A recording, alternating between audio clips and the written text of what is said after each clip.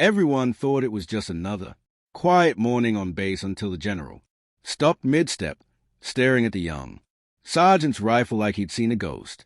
The sunlight hit the steel and his breath simply left him.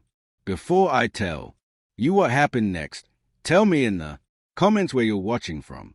I love knowing who's listening."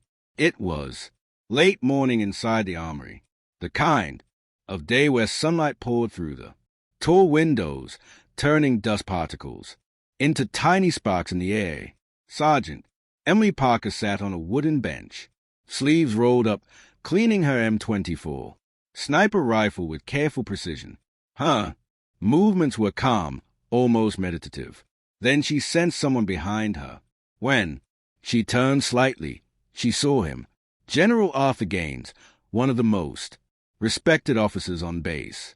He stood at her side, staring down at the weapon in her hands as though time had just stopped. At first, Emily thought she'd done something wrong. She straightened, rifle still in her lap.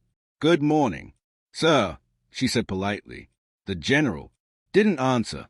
He leaned closer, his gloved hand trembling slightly as he pointed toward the small engraving near the trigger guard, 3 interlocked triangles barely visible in the light. Where did you get this rifle?" he asked quietly. Emily frowned, surprised by the tone in his voice. "Sir, this M24 was issued to me 2 months ago, when I transferred here from Fort Carson." The general bent closer, squinting as if confirming something he could barely believe. His metals glinted under the light, his posture stiff yet shaken. "That mark," he whispered. "Do you know what it means?" Emily looked down.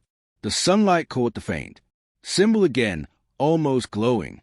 "No, sir, I thought it was just a scratch." He shook his head slowly, his expression filled with disbelief and sorrow. "That's not a scratch. That's a unit symbol, one that hasn't existed since Coast Province, 2008. Her hands froze mid. "Clean. Coast Province," she repeated softly. The general nodded. "This rifle belonged to Lieutenant Mark Reynolds.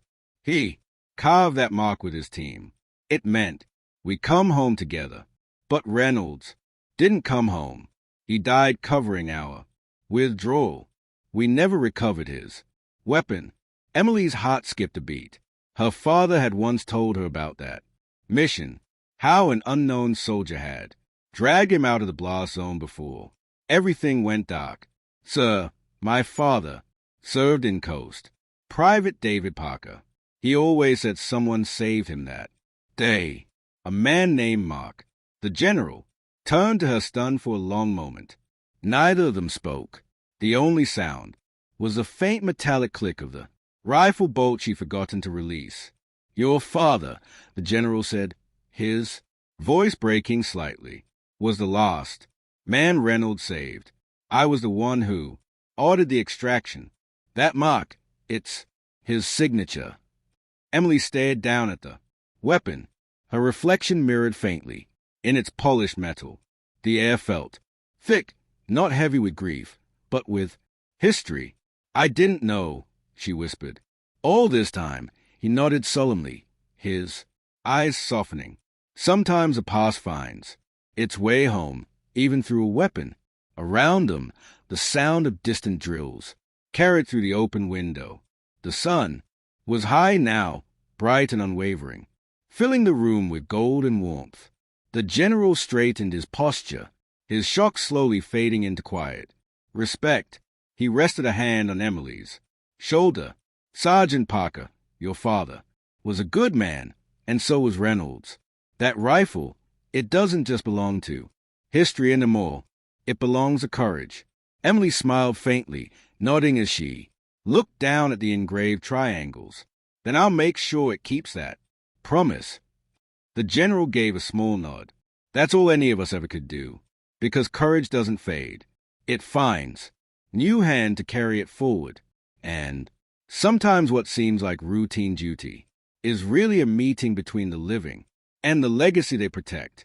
If this story moved you, don't forget to like, share, subscribe, and tell me in the comments what courage means to you. And remember, every story of kindness, honor, and sacrifice deserves to be